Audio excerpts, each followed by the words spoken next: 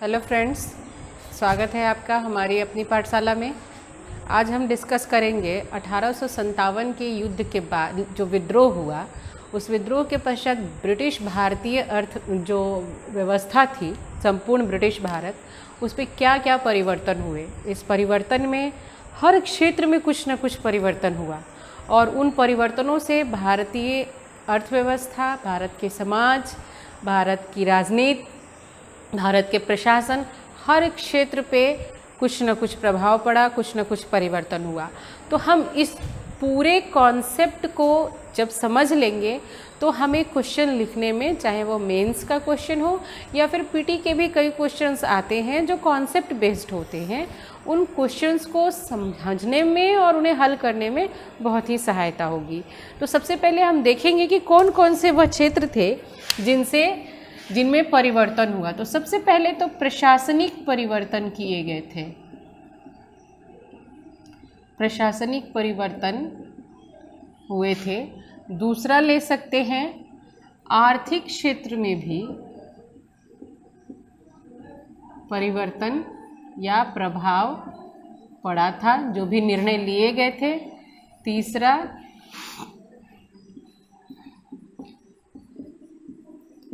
सामाजिक क्षेत्र में परिवर्तन हुआ था, सामाजिक क्षेत्र पे प्रभाव पड़ा था। चौथा था, धार्मिक क्षेत्र पर प्रभाव कहें या उसमें परिवर्तन क्या क्या हुआ था। ये मेन ऐसे टॉपिक्स हैं, ऐसे क्षेत्र हैं जिनका किसी भी नीति से कहीं ना कहीं कुछ न कुछ प्रभाव पड़ता है। तो तत्कालीन भारतीय व्यवस्था जो थी, उसमें सर्वप्रथम हम देखेंगे कि प्रशासनिक क्या क्या परिवर्तन लिए गए। तो इन प्रशासनिक परिवर्तनों में अगर हम लेते हैं तो इसका एक, अगर हम फ्लो चार्ट बनाते हैं, इन प्रशासनिक परिवर्तनों में, तो हम देखेंगे कि सर्वप्रथम प्रशासन में कुछ परिवर्तन किए गए। प्रशासन में जो परिवर्तन किए गए, इसके बाद प्रांतीय सरकार का गठन किया गया था। प्रांतीय सरकार का गठन किया गया था। इस प्रांतीय सरकार के गठन की क्या क्या विशेषताएं थी, उसको हम देखेंगे। फिर स्थानीय शासन,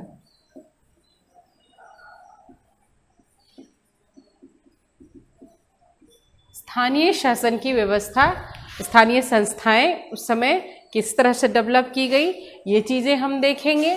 फिर सेना में भी कुछ परिवर्तन किया गया था।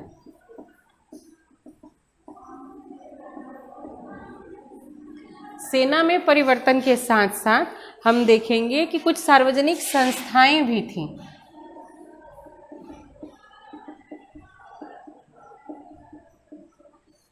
इन सार्वजनिक संस्थाओं पर क्या प्रभाव पड़ा और उसके साथ साथ रजवाड़ों के साथ संबंध,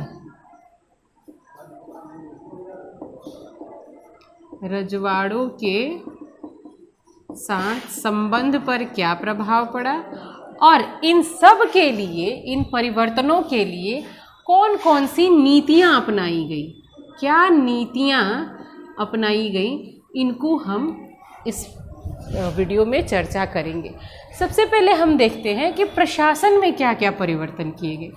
जो ब्रिटिश प्रशासन था 1857 के पहले, हम पहले भी डिस्कस कर चुके हैं कि उस समय में जो भारत का शासन था, तत्कालीन भारत का शासन था, वह ईस्ट इंडिया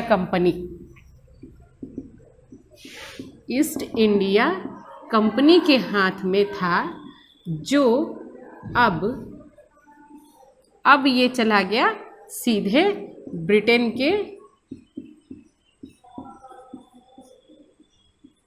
जो भी वहाँ की किंगशिप थी, साम्राज्य थी इनके हाथ में। तो यह एक बहुत बड़ा परिवर्तन था कि एक व्यापार करने वाली कंपनी आके यहाँ शासन कर रही थी और अब स्थिति यह हो गई कि अब सीधे भारत की बागडोर, भारत का शासन वह चला गया ब्रिटिश क्राउन के हाथों में। एक उस समय एग्जीक्यूटिव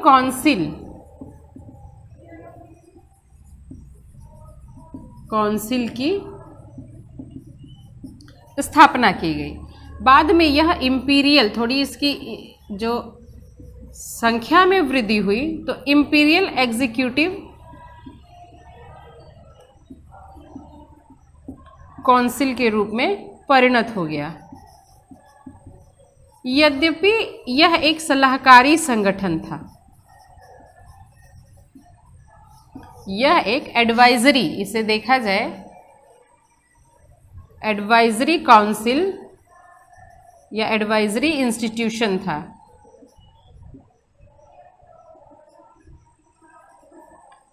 जिसका वित्तीय, ना तो कोई वित्तीय अधिकार था, ना ही यह बजट पे कोई चर्चा कर सकता था और ना ही किसी प्रकार का निर्णय ले सकता था, बट यह एक काउंसिल थी। और इस समय में गवर्नर जनरल जो भी था,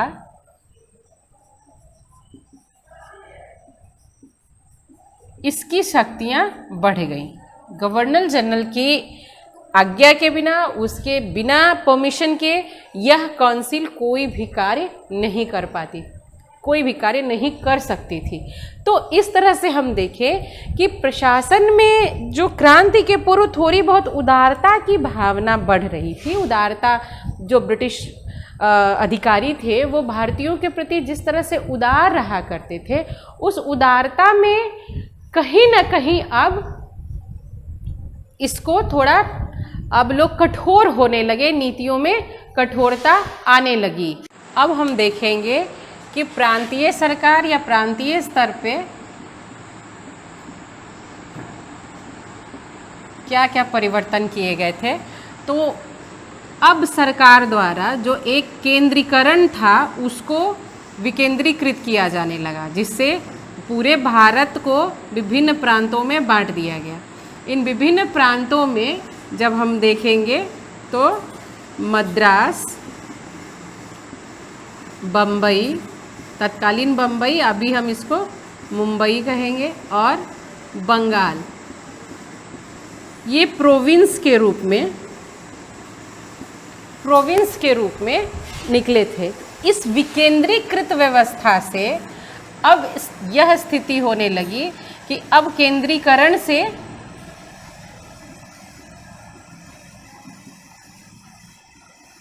विकेंद्रीकरण की ओर बढ़ने लगे। इस विकेंद्रीकरण में कहीं ना कहीं स्थानीय स्तर पे जो व्यवस्था थी उसकी ओर सरकार का ध्यान जाने लगा, और जो केंद्रीकरण से एक जगह की वस्तु होती थी या एक जगह का जो रूल होता था वह सब जगह लागू होता था, उसको उन्होंने अब प्रांतों में देना स्टार्ट कर दिया। विभिन्न प्रांतों में देना, जो शक्तियां थी उनका विभिन्न प्रांतों में देना स्थान कर दिया, और इससे स्थानीय शासन का विकास हुआ। यह स्थानीय शासन के रूप में विभिन्न क्षेत्रों में जो राजस्व की उगाही थी, इस राजस्व की उगाही में अब पहले जो था वो केंद्र को ही सिर्फ राजस्व उगाही का अधिकार था, जो भी एक सेंट्रलाइज सिस्टम था वहाँ पे राजस्व जाता था।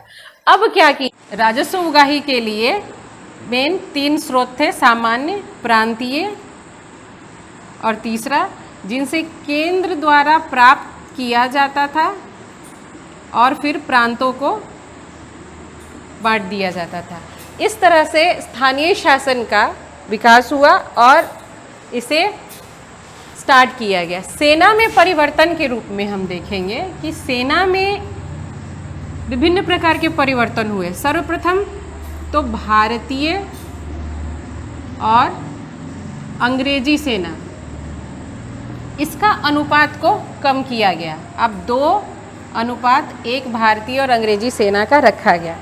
दूसरा, सैन्य अधिकारी, जो उच्च सैन्य अधिकारी थे, इस पे अंग्रेजों का अपना वर्चस्व रखा गया। यह माना जाता है कि कई वर्षों तक, इवन कि 1904 और 14 तक एक सूबेदार से अधिक भारतीयों की नियुक्ति नहीं होती थी। तो सैन्य अधिकारियों के रूप में बड़े पोस्ट पे कहीं से भी भारतीयों को मौका नहीं दिया जाना है। ये इनकी नीति के एक पक्ष था। दूसरा, जिन लोगों ने 1857 की लड़ाई में साथ दिया था अंग्रेजों का, उनको, और जिन्होंने साथ नहीं दिया था उनको दो भागों में बांट दिया गया। पहला भाग था लड़ाकू और दूसरा गैर लड़ाकू। इस लड़ाकू में वह लोग थे जो पंजाबी रेजिमेंट के थे, गोरखा रेजिमेंट के थे। गैर लड़ाकू में जो अवध, बिहार, बंगाल और मध्य प्रांत के थे। इस प्रकार सेना में भी कई सारे परिवर्तन किए गए और सेना में एक और बहुत बड़ा परिवर्तन ले आया गया। जाति के आधार पे, धर्म के आधार पे और नस्ल के आधार पे भेद किया जाने लगा, जिससे आपसी रंजिश ही स्टार्ट होने लगी लोगों में और यह आगे जाके अत्यंत ही आपस में ही लड़ने का एक कारण बन गया, जो कि भारतीय स्वाधीनता के लिए कहीं ना कहीं बहुत बड़ा दुष्परिणाम के रूप में आया। सार्वजनिक संस्थाओं के रूप में हम देखें कि इन सार्वजनिक संस्थाओं में, जैसे कि यूरोप में औद्योगिक क्रांति के बाद सार्वजनिक संस्थाओं का बहुत विकास हुआ। स्वास्थ्य पे, शिक्षा पे, सफाई पे बहुत ध्यान दिया जाने लगा, परंतु भारत में उन्हीं संस्थाओं की स्थिति अत्यंत ही दयनीय थी। इवन कि जो हमारे यहाँ कारखाने चला करते थे वो कारखाने भी बहुत ही गंदे होते थे। तो स्वास्थ्य सेवाओं, स्वास्थ्य, शिक्षा, सफाई, इन सभी क्षेत्रों में अभी भी बहुत ध्यान नहीं दिया जाता था। ऐसा माना जाता है कि सैन्य खर्च ही लगभग 50 से 52% था। यह खर्च अधिक होने का, जैसे अगर हम इसे सेना में परिवर्तन के आधार पर देखें तो इसमें एक चीज़ और इंक्लूड कर सकते हैं कि यह सेना जो थी, यह बहुत विशाल सेना थी। भारतीय सेना न सिर्फ भारत की रक्षा करती थी, बल्कि एशिया और अफ्रीका में जो भी उपनिवेश थे, उन उपनिवेशों में भी अंग्रेजी शासन का जो भी प्रशासन था, उसकी रक्षा के लिए भारतीय सेना को ही भेजा जाता था। साथ ही चूंकि भारत एक बहुत बड़ा उपनिवेश था, इस उपनिवेश की रक्षा के लिए न सिर्फ ब्रिटेन को फ्रांसीसियों के साथ, इटालियन के साथ और भी अन्य जो उस समय अधिकारी थे या दूसरे प्रांत के लोग आ रहे थे हमारे यहाँ व्यापार करने के लिए, उनसे भी रक्षा करनी थी। यानी वो अपना उपनिवेश बढ़ा रहे थे, तो उन फ्रेंच के साथ साथ अन्य भी लोग जो आ रहे थे, तो इन सैनिकों के जो रख रखाव थे वह काफ़ी खर्चीले थे। बिकॉज ऑफ उस समय बहुत बड़ा उपनिवेश होने के कारण भारत को अन्य उपनिवेश जो स्थापित करना चाहते थे उन देशों से भी रक्षा करनी थी। उनमें प्रमुख रूप से रूसी, फ्रांसीसी, जर्मन जो आने वाले देश थे, उनसे रक्षा करने के लिए बड़े सेना की ज़रूरत थी। साथ ही अन्य देशों में जाकर भी इन्हें युद्ध करना पड़ता था। और रजवाड़ों के साथ संबंध में भी कहीं ना कहीं परिवर्तन हुआ और बहुत सारा परिवर्तन हुआ।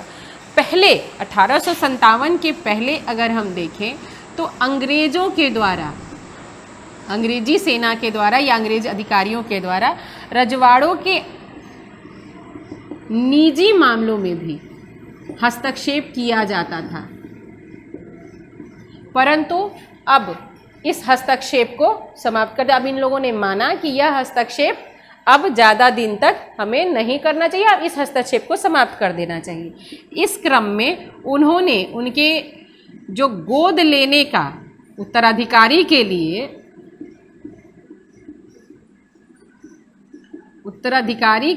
गोद लेने की प्रथा थी या गोद लेने की जो व्यवस्था थी, इसको पुनः स्थापित कर दिया।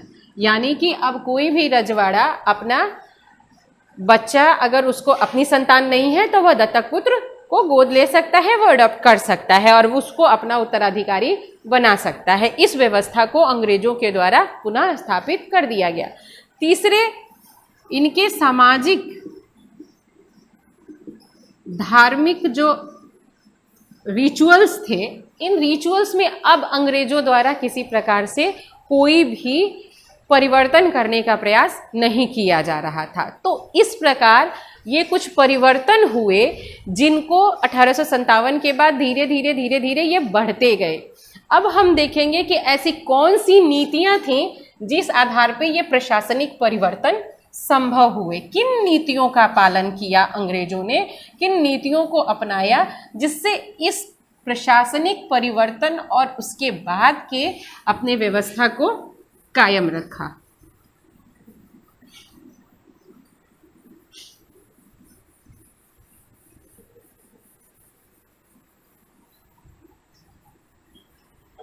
एक चीज और इंक्लूड करना चाहूंगी यहाँ पे कि रजवाड़ों के साथ जो संबंध था उसके लिए एक नीति बनाई थी जो लॉर्ड कर्जन थे उस समय के विलियम कैनिंग के द्वारा यह बताया गया। ये तो हम जानते हैं कि कहते हैं कि तूफान में तरंग रोधक, लेकिन 1860 ईस्वी में कैनिंग के द्वारा यह भी बताया गया कि बहुत पहले मैल्कम नामक एक अंग्रेज हुआ करते थे।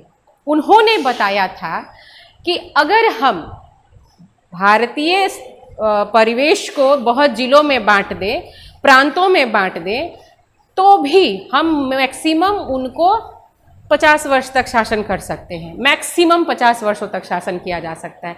लेकिन यदि इन रजवाड़ों को एक शाही कठपुतली की तरह अगर हम यूज कर रहे हैं, नाम मात्र के रजवाड़ों की तरह, राम मात्र के राजा की तरह प्रयोग करके हम इनका यूज कर रहे हैं, तो इन पे हम, इस प्रांत पे हम तब तक शासन कर सकते हैं जब तक कि हमारा समुद्र पे अधिकार है। तो यह एक बहुत बड़ी पॉलिसी थी उनकी जो बहुत पहले मैल्कम ने सोचा था और उसे कैनिंग अब चरितार्थ होते हुए देख रहे थे। तो कैनिंग के इस कथन को 1860 में जो कथन था वो बहुत पहले मैल्कम नामक जो अंग्रेज थे उन्होंने इसको बताया था, एक परिकल्पना की थी कि कौन कौन सी नीतियां अपनाई थी अंग्रेजों ने मुख्यतः जो फेमस हुई और उन्होंने इतने दिनों तक हमारे यहाँ शासन कर लिया। इन नीतियों में प्रमुख रूप से अगर हम देखें तो पहली नीति थी बांटो और राज करो, यानी इसे ये भी कहते हैं फूट डालो और शासन करो। दूसरी नीति थी इनकी, जो शिक्षित भारतीय थे इनकी उपेक्षा करना। तीसरी नीति के रूप में ले सकते हैं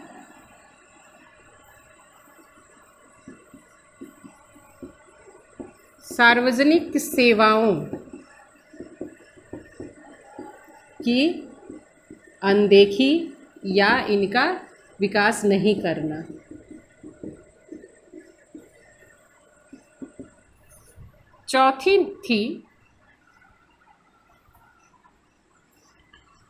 चौथी नीति के रूप में इन्होंने अपनाया जमींदारों के प्रति नरम रुख को अपनाया। ये जमींदारों के प्रति जो नरम रुख को अपना रहे थे, ये इनकी चौथी नीति थी। पांचवी नीति के रूप में ले सकते हैं प्रेस पर प्रतिबंध।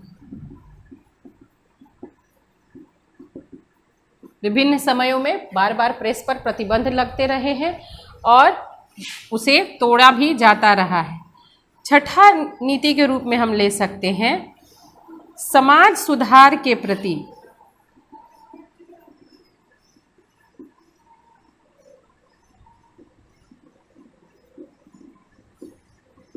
उदासीनता।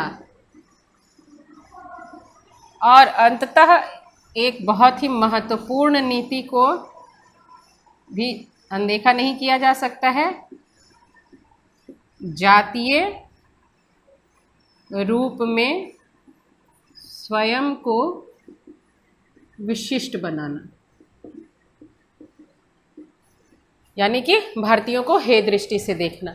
तो सर्वप्रथम हम जानते हैं कि बांटो और शासन करो की नीति के रूप में जो भी यहाँ पे 1857 ईस्वी में के बाद हिंदू एक्ट आया, या फिर 1870 के बाद से मध्य वर्गीय मुसलमान जो थे, 1870 के बाद से मध्यम वर्गीय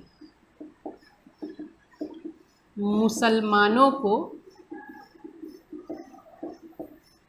ज़्यादा प्रश्रय देने लगे। जो अंग्रेज थे वो मध्यम वर्गीय मुसलमानों को ज़्यादा प्रश्रय देने लगे बिकॉज ऑफ 1857 में उन्होंने हिंदू मुस्लिम जो एकता का सूत्रपात देखा था, उसको तोड़ने के लिए कोई ना कोई कड़ी उन्हें चाहिए थी। और इस रूप में चूँकि हिंदुओं की संख्या यहाँ बहुत ज़्यादा थी, तो वो उनको ना टारगेट करके उन्होंने मुसलमानों को टारगेट करना शुरू कर दिया, और इसमें वो कहीं ना कहीं बहुत सफल भी हुए। दूसरे रूप में हम देखें कि शिक्षित भारतीयों की उपेक्षा करना शुरू कर दिया बिकॉज ऑफ शिक्षित भारतीय जो थे, इनका पहले इनकी नीति थी कि हम भारतीयों को शिक्षित इसलिए कर रहे हैं ताकि वो हाड़ मांस से तो भारतीय रहें, रक्त और मांस से तो भारतीय रहें, लेकिन दिमाग से वो अंग्रेज क्लर्क बने। बट ऐसा हुआ नहीं, ऐसा हो नहीं पाया, क्योंकि सारे भारतीय जिन्होंने उच्च शिक्षा प्राप्त की, उसमें से अधिकांश भारतीयों की अपनी सोच विकसित हुई, और जब वो विदेशों के संपर्क में आए, विभिन्न देशों के युद्ध को देखा, क्रांतियों को देखा, और अपने यहाँ की प्राचीन गौरवपूर्ण परंपरा को देखा, गौरवपूर्ण इतिहास को जाना, तो उन्हें एहसास हुआ कि अभी वो गुलाम बनके या किसी और साम्राज्य के अंदर में रह के अपनी स्वाधीनता को किस तरह खो रहे हैं। तो इन भारतीयों ने, ये जो शिक्षित भारतीय थे, इन भारतीयों ने कहीं ना कहीं अब लोगों को जागरूक करना शुरू कर दिया था। तो ये अंग्रेजों के लिए बहुत ही बड़ा कहीं ना कहीं संकट उत्पन्न करने की स्थिति का परिचायक था। ये कहीं ना कहीं ये उनको इंडिकेट कर रहा था कि ये भारतीय उनके प्रति अन्य जो भारतीय हैं उनको भड़का रहे हैं, इसलिए उनकी उपेक्षा करनी शुरू कर दी। सार्वजनिक सेवाओं में जो भी उच्च सेवाएं थीं, जो भी हमारे यहाँ ICS की परीक्षा हुआ करती थी, जो सिविल सर्विसेज की परीक्षा हुआ करती थी, उसमें भारतीयों का नगण्य स्थान था। उसमें कहीं ना भारतीय आ ही नहीं पाते थे बिकॉज ऑफ ये परीक्षा जो थी वह अंग्रेजी माध्यम में थी, और दूसरा ये लंदन में हुआ करती थी। तो इसके लिए 1860 ईस्वी में प्रथम बार सत्येंद्र नाथ टैगोर ने इस परीक्षा को पास किया था, जो कि गुरुदेव रविंद्रनाथ टैगोर के बड़े भाई थे। उसके बाद इस परीक्षा में कई सारे संशोधन भी किए गए, जिसमें यह माना जाता है कि प्रारंभ में इसकी उम्र 23 वर्ष रखी गई थी, और जब देखा गया कि कई भारतीय इसमें पास होने लगे हैं तो इसको 19 वर्ष कर दिया गया। जिस परीक्षा को पास करने के लिए एक 23 वर्ष का युवक भी बहुत कम पहुंच पाता था, उसको अब 19 वर्ष का भारतीय कैसे कर पाता। यह एक नीति थी इनकी, ताकि उच्च अधिकारियों के रूप में भारतीयों की नियुक्ति ना हो सके। जमींदारों के प्रति नरम रुख, जो जमींदार वर्ग था वह किसी न किसी प्रकार से अपनी जमींदारी बनाए रखना चाहता था, और अंग्रेज इनके प्रति नरम इसलिए नीति बनाने लगे कि जब भी कहीं विद्रोह होगा या फिर कहीं भी किसी प्रकार की अंग्रेजों के प्रति जो विद्रोह की भावना उत्पन्न होगी, उसको रोकने के लिए इन्हें भारतीयों का एक ग्रुप चाहिए था और उस ग्रुप को इन्होंने जमींदारों के रूप में ही पनपाना शुरू किया। तो धीरे धीरे इन्होंने जमींदारों के प्रति बहुत नरम रुख रखा। प्रेस का प्रतिबंध, मेटकाफ द्वारा प्रेस पर प्रतिबंध हटाया गया था। तो मेटकाफ द्वारा 1835 में प्रेस पर से प्रतिबंध हटाया गया था, लेकिन 1878 ईस्वी में एक एक्ट आया जिसे वर्नाक्यूलर प्रेस एक्ट कहते हैं, जिसमें यह प्रावधान किया गया था कि जो भी भारतीय भाषाओं में विभिन्न समाचार पत्रों का प्रकाशन था उस पर प्रतिबंध लगना था, उसको लिखने पे प्रतिबंध था, उसको बहुत सारी बातों को कैच करने पे प्रतिबंध था। 1878 में इसे लगाया गया और 1882 में इसे फिर से हटा दिया गया। पुनः 1908 से 10 तक में प्रेस पर प्रतिबंध लगते रहे। तो इस प्रेस पर प्रतिबंध लगा के कहीं ना कहीं अंग्रेज ये जताना चाह रहे थे, यह उनकी नीति थी कि प्रेस के माध्यम से जब समाचार लोगों तक पहुंचते हैं तो वो कहीं ना कहीं जागरूक होते हैं। तो जब प्रेस पे लिखने पे ही प्रतिबंध लगा देंगे तो उस जागरूकता को कहीं ना कहीं वो दबा पाएंगे। फिर समाज सुधार के प्रति उदासीनता। समाज सुधार का कहीं पिछले, जब हम 1833 के एज में जाते हैं या 1857 के पूर्व के एज में जाते हैं, तो सती प्रथा, बाल विवाह, विधवा विवाह इत्यादि पे बातें हो रही थी। हमारे कई जो समाज सुधारक थे, राजा राम मोहन राय थे, स्वामी दयानंद सरस्वती वगैरह थे, ये लोगों से वार्तालाप हो रही थी और इनके जो भी सुधारात्मक विचार थे इसको अंग्रेज समर्थन दे रहे थे। लेकिन 1857 के बाद इन्होंने इन समाज सुधारकों की बातों को थोड़ी अनदेखी करनी शुरू कर दी और रूढ़िवादियों को भी अपना समर्थन देना शुरू किया, क्योंकि इनका मानना था कि ये इन समाज सुधारकों के द्वारा जिस प्रकार के समाज में जिन रूढ़ियाँ थी उनको तोड़ने का प्रयास किया जा रहा था। तो भारतीयों का यह मानना था कि हम जो अंग्रेज थे वो उनकी संस्कृति को कहीं प्रभावित कर रहे हैं, उनको नष्ट करने का प्रयास कर रहे हैं, जिससे जो लार्ज स्केल में भारतीय थे वो उनके विद्रोही ना हो जाए। इसलिए उन्होंने समाज सुधार की भावना को भी कम करने का उसके प्रति उदासीन हो गए। जातीय रूप में स्वयं को विशिष्ट बताना एक बहुत बड़ा मानवीय स्वभाव है कि हम बार बार किसी को अगर हीन भावना से ग्रसित होने के लिए कोई टोन कसते रहते हैं, किसी न किसी प्रकार का व्यंग कसते रहते हैं, तो कुछ न कुछ तो प्रभाव उन पे पड़ता है। यही काम अंग्रेजों द्वारा बारंबार किया जा रहा था। उनके द्वारा अपने आप को, स्वयं को विशिष्ट बताया जा रहा था, स्वयं को उच्च बताया जा रहा था और भारतीयों को नस्लीय आधार पे भी और उनकी क्षमता के आधार पे भी नीच साबित करने का प्रयास किया जा रहा था। इसका कुछ उदाहरण हम देख सकते हैं कि जो रेलवे के बुकिंग टिकट होते थे, फर्स्ट क्लास के टिकट होते थे, वो उसमें कोई भारतीय नहीं बैठ सकता था। हमने कई बार जो गांधी पिक्चर देखी है उसमें भी देखा है कि गांधी जी तक को भी इस प्रकार की उच्च श्रेणी और निम्न श्रेणी के डब्बे के जो भी डिस्क्रिमिनेशन था उसका सामना करना पड़ा था।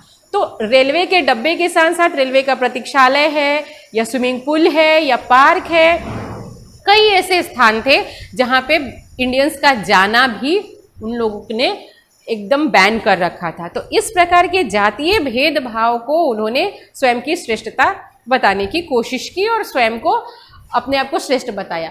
तो इस प्रकार हमने आज के लेक्चर में प्रशासनिक सुधार, प्रशासनिक जो परिवर्तन हुए उसको बताने का प्रयास किया और उन परिवर्तनों को किन नीतियों से लागू किया गया इसको बताने का प्रयास किया। और मैं ये आशा करती हूँ कि इस पूरे कॉन्सेप्ट को आप लोग अच्छी तरह समझ सकेंगे। इसमें किसी प्रकार की कोई क्वेरी हो तो आप हमारे कमेंट बॉक्स में लिखें, हम उसका उत्तर देने का संभवतः हर प्रयास करेंगे।